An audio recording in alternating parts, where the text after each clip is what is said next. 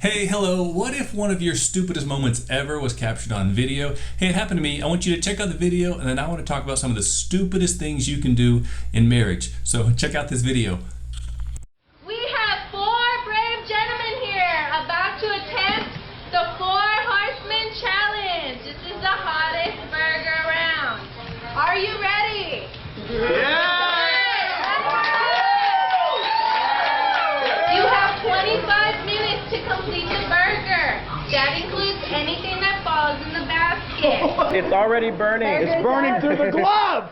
And go.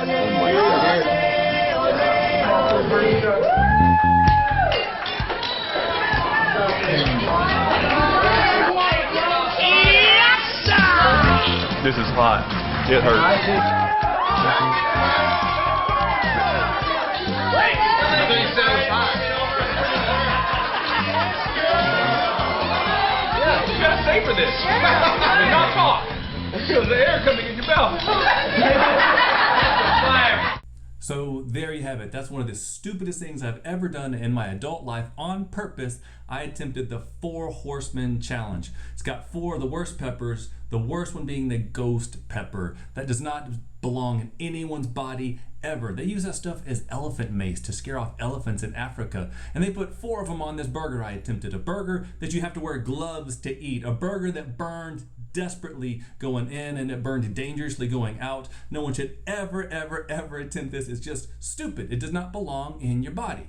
Now I want to set that up to talk about 5 things that do not belong in any marriage ever. So these things do not belong in your marriage. If you see them, there's some red flags. It does not mean your marriage is over, but it means you need to get these things out of your marriage ASAP. So 5 things. The first one is avoiding. Now, avoiding is like ignoring or stonewalling. But if you remember back when you first fell in love and you were like, oh, I just can't wait to see the one I love again, you longed for them. Well, then what happens when things get to a rough patch? When you've just been together a lot of years and things get like tense or heated, and the first thing you do when things get heated is you want to head out. That should not be. Like, what God has joined together, let no one separate. And if you're the one that's separating through stonewalling or avoiding, you need to suck it up, Buttercup. Even though I know there's a conflict, you need to kind of take it head on with love, with grace, embrace each other. So avoiding does not belong in any marriage ever. The number 2 thing that does not belong in any marriage ever is name calling or insulting each other. Now, if you remember back when you were falling deep in love and you had cute little pet nicknames for each other, like maybe you called her baby and she called you Big Papa, but then after a while, if things get tense, you no longer call each other those cute names. She's no longer baby, she becomes like Psycho Nag. And you don't call him Big Papa, you call him, hey, lazy jerk, could you get off the couch for a moment?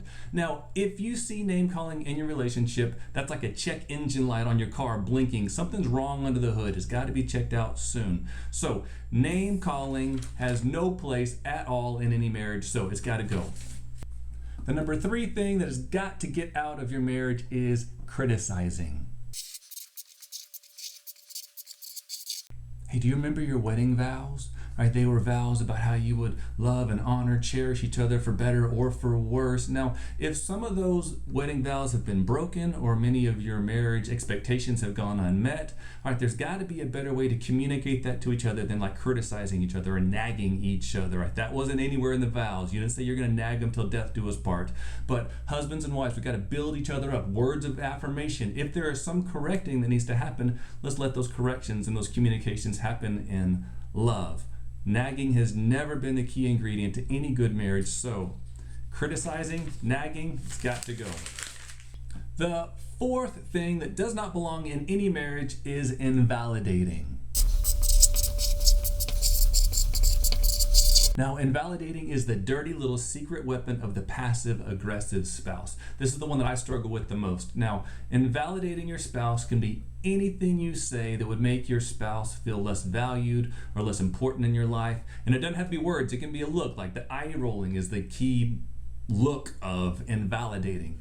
Now, if you're invalidating your spouse and they don't feel value from you, then there's the most dangerous thing is they could be looking for value from something or someone else. So invalidating has got to get out of your marriage. Hey, the fifth thing that has no place in your marriage is scorekeeping. Right. Now, I never keep score in my marriage, but if I did, I would totally be winning.